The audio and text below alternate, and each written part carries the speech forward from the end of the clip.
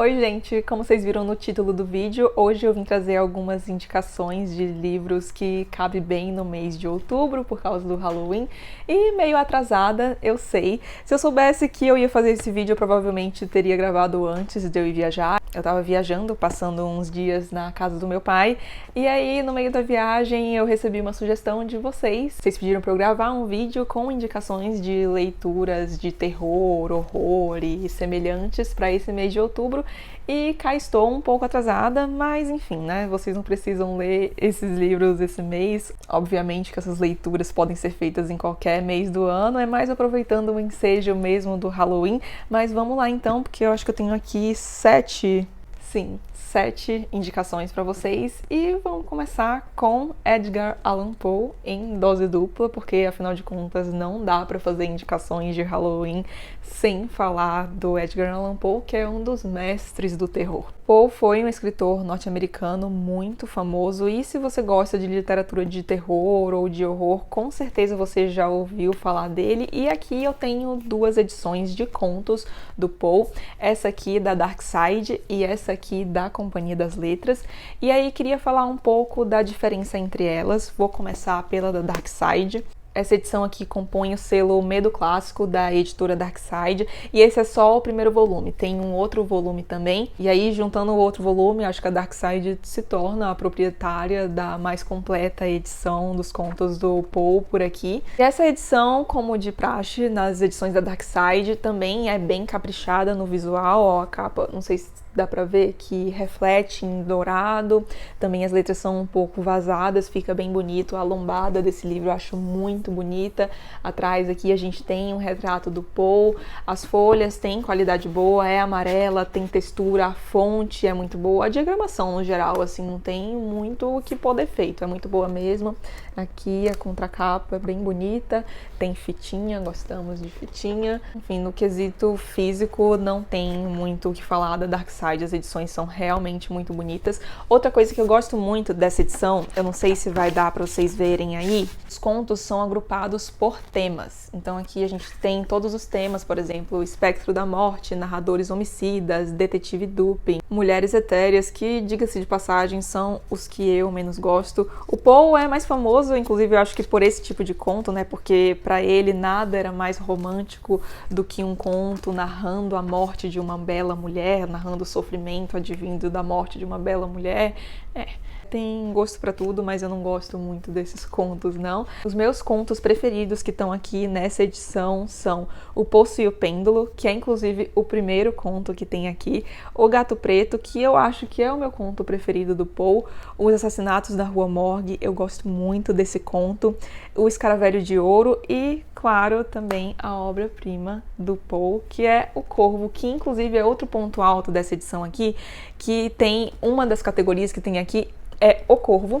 E aqui a gente tem vários textos em relação a essa obra. Primeiro a gente tem um texto chamado Filosofia da Composição, que é um texto de autoria do próprio Poe, explicando um pouco como é que ele compôs esse poema. Aí a gente tem a versão original, então em inglês mesmo, do conto, e depois duas traduções de ninguém mais, ninguém menos que Machado de Assis e Fernando Pessoa. Então, assim, acho a edição no geral bem completa, a introdução feita pela editora é boa, também tem um texto muito bom do Baudelaire aqui falando sobre o Poe. Achei legal também isso de agrupar os contos, gostei da seleção, mas existem coisas que me incomodam e coisas pelas quais eu prezo muito, principalmente a tradução.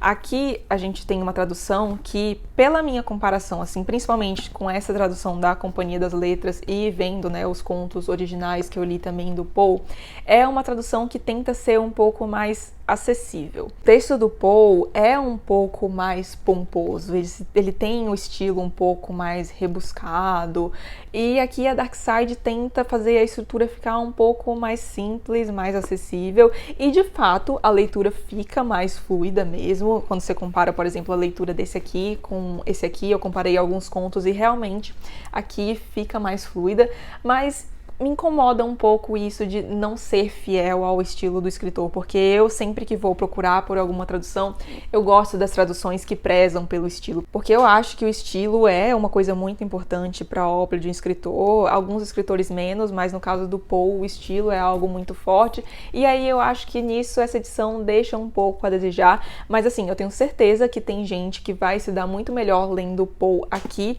do que aqui, porque tem gente que não gosta muito, tem um pouco de dificuldade com esses estilos mais rebuscados, e aí Poe pode parecer mais palatável aqui na edição da Dark Side mesmo. Mas tenha em mente que com essa edição o estilo não é tão fiel ao estilo original do Poe. Outra coisa que incomoda um pouco são erros de revisão, e isso, pelo que eu já li de livros da Dark Side, é algo um pouco comum nas edições deles, e assim, não compromete o entendimento, não impacta muito, assim, mas eu acho que, dado que não é um livro muito baratinho, eu espero uma edição muito bem cuidada.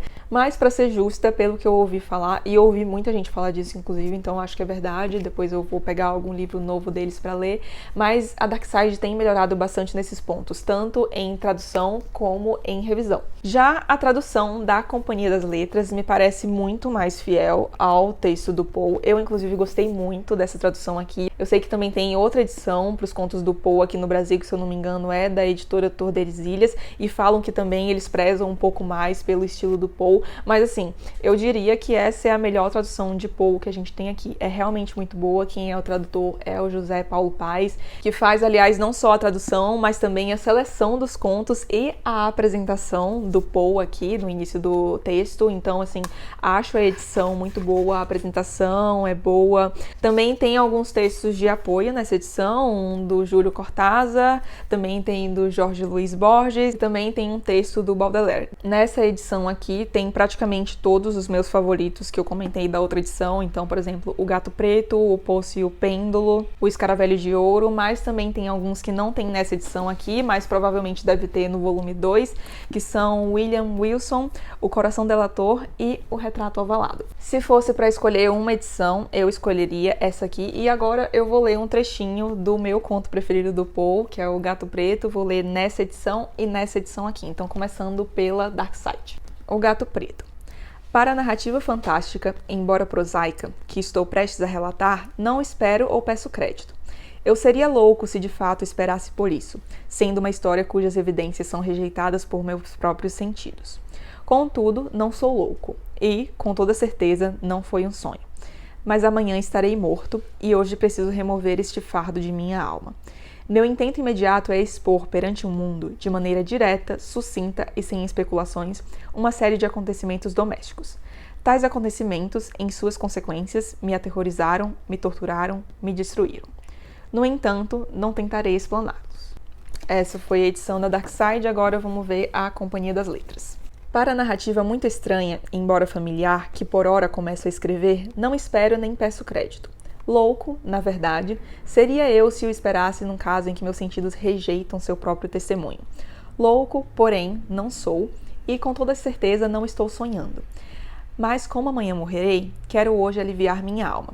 Meu imediato propósito é o de apresentar ao mundo, de forma simples, sucinta e sem comentários, uma série de meros acontecimentos domésticos. Por suas consequências, esses acontecimentos me aterrorizaram, me torturaram e me destruíram. Todavia, não tentarei explicá-los. Vocês percebem que esse aqui tem um pouco mais de inversão sintática? Eu acho que é mais fiel, sim, ao texto original do Poe. Eu já li esse texto no original, mas assim, eu não acho que seja justo considerar uma tradução ruim a tradução da Dark Side. Eu só acho que é uma escolha do tradutor de querer tornar, né, o Poe um pouco mais palatável, mais acessível, e não julgo por isso. Eu só digo que eu prefiro mesmo a da Companhia das Letras, e se fosse para ter uma edição, eu recomendaria essa aqui. Bom, e agora que eu já falei um monte das edições e das traduções, eu gosto muito do Poe. Não é, assim, o meu contista preferido, nem nada, mas eu reconheço muito o mérito dele. Ele influenciou muita gente boa, influenciou o Neil Gaiman, o Stephen King, a Agatha Christie, o Conan Doyle. Inclusive, se você é fã de Conan Doyle e ou de Agatha Christie, eu acho que você não pode deixar de ler Poe, porque tem um personagem dele que chama Detetive Dupin, que é claramente, assim, muito a gênese do Sherlock Holmes, e do Poirot. É Poirot, né? O nome do detetive da Agatha Christie, se eu não me engano, o mais famoso. Enfim, esses personagens têm muita inspiração aqui. E eu queria dizer que eu acho que o Conan Doyle, especificamente, conseguiu até superar o mestre no quesito personagem, porque eu prefiro o Sherlock Holmes ao Detetive Dupin, e eu acho que as histórias policiais também no Conan Doyle são melhores que as do Poe, e conforme eu falei, eu gosto muito das histórias do Poe, super reconheço o mérito dele, acho a escrita dele muito bonita, mas tenho uma crítica, que é, e aí eu fiquei até feliz porque na apresentação do José Paulo Paes, fiquei feliz porque eu vi que o José Paulo Paes concorda comigo, no caso, eu concordo com o José Paulo Paes, né, em um aspecto, e ele fala aqui que o maior defeito dos contos de Poe é a monotonia dos efeitos e das situações. São sempre os mesmos castelos sombrios, os mesmos quartos bizarramente mobiliados, as mesmas mulheres fantasmas, as mesmas insistências no fúnebre e no aterrorizante.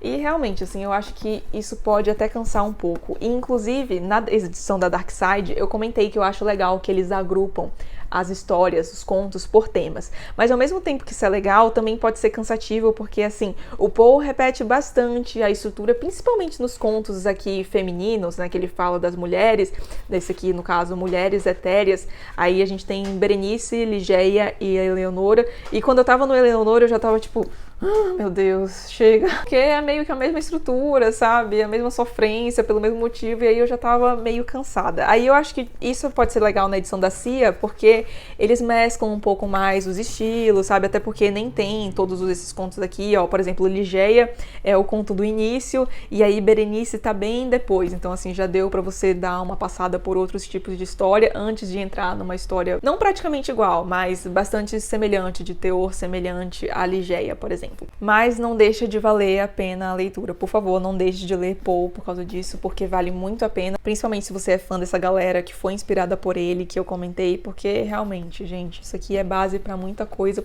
Inspirou, inclusive, o próximo livro da lista. H.P. Lovecraft. Essa edição aqui, os melhores contos de H.P. Lovecraft, da editora Hedra, está esgotada. Eu nem sabia disso, eu descobri quando eu tava pesquisando para colocar os links para vocês encontrarem esses livros aqui embaixo, e tá esgotada. Mas existem outras edições, a própria Dark Side, nesse selo meio do clássico que tem a do Poe aqui que eu mostrei, fez a pro Lovecraft, que vai ter mais de um volume também, então por enquanto, se eu não me engano, só tem o primeiro volume, mas aí tem previsão de vir o segundo volume, então aí eu acho que depois que eles lançarem vai ficar bem completona, não sei se mais completa que essa aqui, porque aqui tem bastante conto, mas enfim, com certeza vai ser uma boa edição aí de Lovecraft para vocês. Também tem uma outra da editora Pandorga, que aí são 3 volumes, eu acho que também tem bastante coisa, então eu vou deixar os links aqui embaixo para vocês darem uma olhada, porque essa aqui, infelizmente, tá esgotada. Mas então, falando do Lovecraft em si, eu tenho a impressão de que enquanto o Poe trabalha mais com o terror, aqui o Lovecraft foca um pouco mais no horror. E aí, só para distinguir os dois gêneros, terror é quando o autor foca na sensação. É algo que não é tão palpável. Já o horror, não. O horror é em relação a algo físico. Geralmente, inclusive, aqui no Lovecraft, tem uma criatura muito bizarra, muito horrorosa, e aquilo causa um horror físico em quem tá vendo. Então, terror é algo mais subjetivo e horror é algo mais concreto. Não que o Lovecraft não trabalhe com terror. Aliás, geralmente, o conto dele começa com terror, então é geralmente um protagonista que tá um pouco inconformado, inquieto, já não tá batendo muito bem das ideias e resolve andar, e aí ele dá de cara com um monstro horroroso, uma criatura indescritível, mas Lovecraft impossível. E aí tem a parte do horror mesmo. Mas a impressão que eu tenho é que o Lovecraft foca um pouco mais no horror, inclusive tem até uma expressão que surgiu para designar a obra do Lovecraft, que é o horror Lovecraftiano. E do Lovecraft, os meus contos preferidos dessa edição, e que eu acho que tem alguma dessas outras edições, porque são contos muito icônicos dele, são Dagon, Ar Frio, o chamado de Cthulhu. Dizem que a maneira mais correta de pronunciar é Cthulhu, mas como o próprio Lovecraft diz, esse nome é impronunciável. E o que eu acho que é o meu preferido real oficial, que é o Nas Montanhas da Loucura. Esse conto é realmente maravilhoso. E também, Lovecraft, se você gosta de terror e horror, se gosta de Stephen King, Neil Gaiman, não dá pra deixar de ler, porque ele também influenciou toda essa galera. Tem muita influência de Lovecraft em muita coisa na cultura pop. E, no geral, os contos do Lovecraft também tem meio que uma fórmula já predefinida, que são criaturas muito abstratas para serem descritas, e aí os espectadores que veem essas criaturas acabam ficando loucos em razão de não conseguir compreender aquilo que está na frente deles. E um ponto fraco do Lovecraft que eu queria comentar é que em muitos contos a gente consegue perceber um pouco da xenofobia e do racismo que o autor tinha. Então esse é um ponto bem complicado que às vezes causa certo incômodo, mas assim, mesmo sendo um ponto um pouco delicado, eu acho que não dá para deixar de aproveitar aqui toda a herança que ele deixou para muitos gêneros. Se você gosta de horror, de terror e da galera que foi inspirada pelo Lovecraft, eu acho que não dá para deixar esse autor aqui de lado. E dando uma pausa nos contos, mas daqui a pouco eles voltam para fechar a lista. A Sangue Frio, do Truman Capote, em PTBR. O Capote foi um escritor muito prolífico, escreveu contos, eu tenho um volume de contos dele aqui, muito bom, aliás. Escreveu novelas, escreveu romances, e essa aqui é a sua obra-prima. Aqui o Capote narra a história da família Clutter, que foi brutalmente assassinada no interior do Kansas, nos Estados Unidos, e ele também narra a história dos assassinos. E, gente, o jeito que o Capote conta essa história, nossa, eu ia até falar um palavrão aqui, mas é porque é realmente sensacional. Aqui esse livro é uma masterpiece, assim, no sentido mais cru da palavra. O foco do Capote aqui é narrar a trajetória dos dois assassinos, o Perry e o Dick, que foram inclusive condenados à pena de morte, e o Capote se doou para esse livro 100%. Ele passou, acho que mais de um ano no Kansas investigando, ele estudou bastante, ele se mudou para lá, né, para fazer esse livro. Entrevistou muito os dois assassinos, inclusive se envolveu tanto com eles que ele acabou tendo um relacionamento amoroso com um deles, o Perry. Inclusive é interessante porque, assim, esse livro é o auge do Capote, e ele sempre teve essa vontade de ser muito famoso, de ser muito conhecido, e ele consegue com esse livro aqui, porque esse livro foi realmente uma explosão, assim, ele ficou muito famoso com esse livro, mas o auge é também o ponto de inflexão da carreira dele. Então, apesar de estar com muito dinheiro, estar muito famoso por causa desse livro, conseguir ter atingido o objetivo dele, aí começa a derrocada do Capote, porque ele começa a se envolver muito com drogas, com álcool, passa a sofrer com problemas de depressão, e os estudiosos falam que isso tem muita relação com o fato dele ter se envolvido tanto com esses personagens do livro dele, que na verdade eram pessoas reais, né, o Perry e o Dick, e os dois foram condenados à pena de morte, e ele se envolveu e se apaixonou por um dos autores do crime, que é o Perry. Então, assim, se apaixona, se doa para aquilo, e o cara foi condenado à morte. Inclusive, eu acho que esse relacionamento influenciou bastante na obra aqui, porque eu senti um viés em algumas vezes. Eu acho que o Capote, por mais que eu reconheço que eu acho que ele se esforçou muito para não deixar transparecer muita coisa aqui, eu acho que transpareceu um pouco em algumas situações, um certo viés narrativo da parte dele, mas assim, é uma coisa mínima comparada ao que ele faz nessa obra aqui. Maravilhoso, de verdade. São traçados os perfis psicológicos não só dos assassinos, mas também do juiz, da família, dos investigadores, enfim, dos personagens que compõem essa história. O trabalho que o Capote faz aqui, gente, é um negócio sensacional mesmo. Eu acho que ele merece tudo que veio a partir desse livro aqui, toda a fama que ele teve a partir dele. Recomendo muito mesmo. E seguindo nessa linha de assassinatos reais, trago outra indicação nesse sentido, que é Helter Skelter. Já falei desse livro aqui num vídeo que eu falo sobre livros que, na minha opinião, deveriam ser mais conhecidos. Eu vou deixar o link aqui nos cards, e aí lá eu comento um pouco sobre ele, mas eu nunca canso de falar sobre esse livro, então vou falar sobre ele aqui de novo. Aqui a gente tem a história de um dos casos mais famosos do mundo, que mais chocou o mundo, que são os assassinatos Tate e LaBianca, de autoria do Charles Manson e os seus seguidores, que ficaram conhecidos como a família Manson. E o mais legal desse livro aqui é porque ele é de autoria do Vincent Bugliosi, que é simplesmente, no caso, foi o promotor do caso do Charles Manson e dos seus seguidores, e o caso da acusação que ele construiu contra eles conseguiu render a pena de morte ao Manson e os seus seguidores. Então ele estava muito por dentro dos casos, e fora que, assim, ele narra como foi difícil conseguir convencer o júri, conseguir montar o caso, na verdade, porque não sei se vocês sabem, mas o Charles Manson, apesar de todo mundo hoje em dia ter plena certeza de que realmente ele foi responsável pelos assassinatos, ele não estava presente em nenhum desses assassinatos. Ele só orquestrou tudo. E aí, imagine você a dificuldade de um promotor conseguir dar uma pena de morte para um cara por crimes que o cara nem estava lá fisicamente para cometer. E aí aqui a gente acompanha todo o perrengue do Bugliosi, como que ele constrói o caso. Uma das coisas mais interessantes que eu acho que esse livro oferece é mostrar pra gente como que o Manson fazia os seus seguidores fazerem tudo o que ele queria, envolvendo coisas absurdas, até mesmo matar, sabe? Sem questionamento. Era uma coisa bem bizarra e aqui ele explica como que ele fazia um pouco disso. Achei sensacional. Livro incrível, é daquele tipo de livro que você não consegue parar de ler, sabe? Eu li isso aqui muito rápido, é muito bom mesmo sendo grandinho aqui, você devora. E infelizmente esse livro não tem tradução aqui no Brasil, que é uma pena, e eu não entendo por quê, porque assim, é um livro bem famoso lá fora, sobre casos muito famosos, né, envolvendo uma personalidade que é o Manson, uma personalidade muito famosa, dos assassinos mais famosos da história, e eu não sei porque não tem aqui, porque assim, é um livro que, por exemplo, eu super vejo na editora Darkside, por exemplo. Então vai que eles veem esse vídeo um dia. Espero que um dia alguma editora note esse livro maravilhoso e traga pra cá, porque é realmente muito bom. E se você lê em inglês, dá pra encontrar fácil e, se eu não me engano, não tá muito caro no site da Amazon brasileiro. Eu vou deixar o link aqui embaixo.